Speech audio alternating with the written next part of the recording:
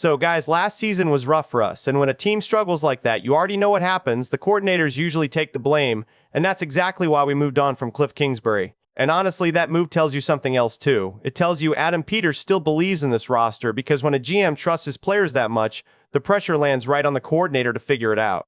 So, when Cliff left, David Blough stepped in and changed the whole system, and today I'm going to explain whether this new setup is going to work for us this year or not. And more importantly, what it means for Jaden Daniels, because if this is built the right way, it could end up fixing the exact thing that was holding him back. What's up, Commanders Nation? Welcome to NFL Playbook Commanders. If you're new here, don't forget to hit that subscribe button. So, last season was a mess for this offense. Jaden Daniels is coming off a rookie year where he looked like the truth, and then year two just fell apart on him. He missed a bunch of games with injuries, the offense dropped out of the top 10 in points and yards, and by the end of it, everybody was pointing fingers at Cliff Kingsbury. And look, I get why people wanted somebody held accountable, but I don't think a lot of fans actually understood what that scheme was asking Jaden to do every single snap. Cliff's offense was built entirely around the shotgun. It was an RPO heavy spreaded out air raid type system, and the whole thing leaned on Jaden reading a conflict defender and then making the call himself keep it and run hand it off. Or get rid of it quick. And I need people to understand something. When you saw Jaden scrambling around out there and taking hits, that wasn't him losing pocket presence. That was literally the play. He was the read. He was basically playing running back out of the shotgun, and the scheme was designed that way on purpose. So when guys online kept calling him injury prone or saying he can't stay in structure, I'm sorry, but that's not fair because the structure had him running the ball like a tailback every week. Now, there were some real positives to that system too. I'm not going to act like it was all bad. It's a simple install, so it's a great scheme to bring a young quarterback in from college with. It gets the ball out fast, which helps mask a shaky offensive line, and it pairs well with tempo to wear a defense down. But the trade-offs were rough. It's mostly a quick game, singles and screens, not a lot of shots down the field.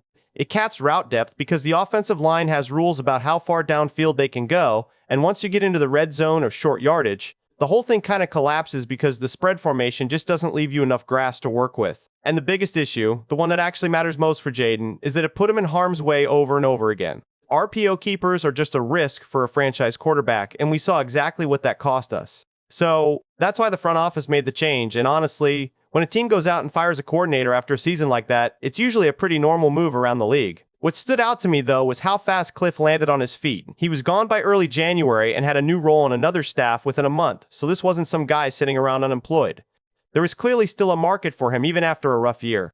Jaden himself didn't hide the fact that he had a real relationship with Cliff, and you could tell losing him wasn't something he was thrilled about on a personal level. But he also made it clear he trusted the front office's decision and was already looking forward to working with whoever came next.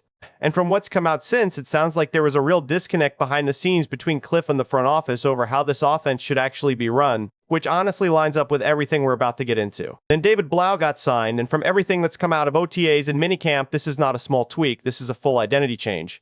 Blough is moving this offense from shotgun spread to under center, and it's going to be a run-first attack. Now, I already know what some of y'all are thinking, run first in 2026, are you serious? But hear me out, because the run game isn't the whole plan here, it's the foundation the rest of the offense gets built on top of. So, here's the difference. In Cliff's scheme, the run game and the pass game were basically two separate things. In Blough's system, they're married together.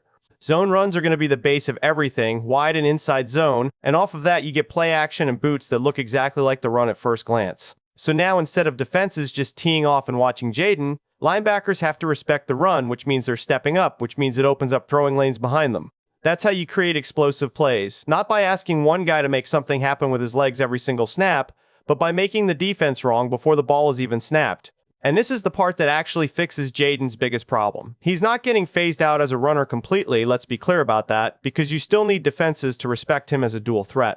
But instead of him being the lead ball carrier, reading a conflict defender, and taking hits in the open field over and over, he's going to be using his legs to move the pocket rollout on boots and shift the launch point. He stays behind his protection more. He's not out there exposed like a running back anymore. So, you get to keep what makes him special, that dual threat ability, without asking his body to absorb the same punishment it did the last 2 years. Then there's also a personnel piece to this that I think gets overlooked. Blough's system leans heavily on multiple tight end sets, and that's going to matter a lot for how defenses have to line up against this offense. When you can go 12 or 13 personnel and still threaten the defense both on the ground and through the air, it forces linebackers into conflict on nearly every snap. Because they can't just sell out on the run or bail into coverage, they have to hold their gap and their eyes at the same time. That kind of hesitation is exactly what creates easy completions for a quarterback, especially one who reads the field as well as Jaden does when he's not busy trying to survive contact. This new system also just fits the roster better if you ask me. You've got a backfield now with 3 different flavors, and that versatility is exactly what a scheme like this wants. Ja'Cory Krosky-Merritt is the early down engine, a downhill one-cut runner who's built for exactly this kind of zone scheme. Rachaad White brings the passing down element, a guy who can line up and run real routes out of the backfield, which lets the offense keep the same personnel out there and disguise whether it's a run or a pass coming. And then you've got Katron Allen, the power back, who's going to be the answer in short yardage and goal line situations, which honestly is exactly where Cliff's old system used to fall apart. So now, instead of the offense getting stuck when the field shrinks, you've actually got a guy built for that exact moment. So let's talk about the bigger picture for a second, because I think it matters. Under this new setup, the ceiling on explosive passing plays should actually go up, not down, because it comes off play action and brutes once the run game is established and defenses start biting. Quarterback hit exposure should go down, because there just aren't nearly as many designed quarterback runs built into the offense anymore. Short yardage and red zone situations should get a lot stronger too, because now there's an actual power element to lean on instead of trying to find grass that isn't there.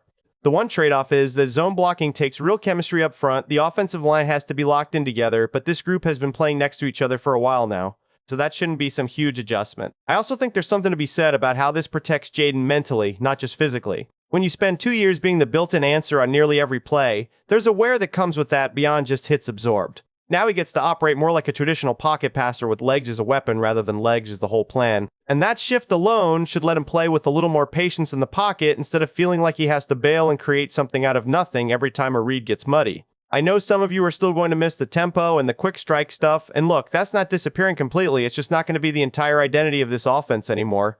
It becomes a wrinkle instead of the whole plan. And honestly, I think that's the right move, because relying on one style that heavily just makes you predictable, and it clearly put too much wear and tear on our quarterback.